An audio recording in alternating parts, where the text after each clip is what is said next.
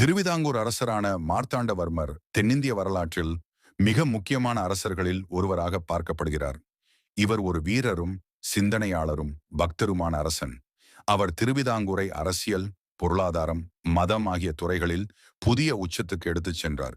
இவரது ராஜ்யம் திருவிதாங்கூர் என்றழைக்கப்படும் இன்றைய பகுதியான கேரளா மாநிலம் திருவனந்தபுரத்தை ஆட்சி புரிந்தார். முக்கிய நிகழ்வுகளாக இவர் சிறு சிறு மாநிலங்களை ஒன்றிணைத்து சக்தி வாய்ந்த திருவிதாங்கூர் இராஜ்யத்தை உருவாக்கினார். அது மட்டுமல்லாமல் அந்த காலத்தில் 8 வீட்டுப் பிள்ளமார் எனப்படும் சில செல்வந்தர்கள் அரசை கட்டுப்படுத்த முயன்றனர்.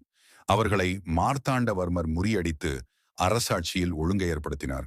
கொளச்சல் யுத்தம், இது மார்த்தாண்டவர்மரின் புகழ்பெற்ற போர். இந்த போரில் அவர் டச்சு ஐரோப்பியரை தோற்கடித்தார். அதனோடு இராணுவம் மற்றும் நிர்வாகத்தை சீர்படுத்தினார். மற்றும் இவருடைய இராஜ்யத்தை 1750 திருவனந்தபுரம் பத்மநாப சுவாமி பெருமாளுக்கு தியாகம் செய்தார்.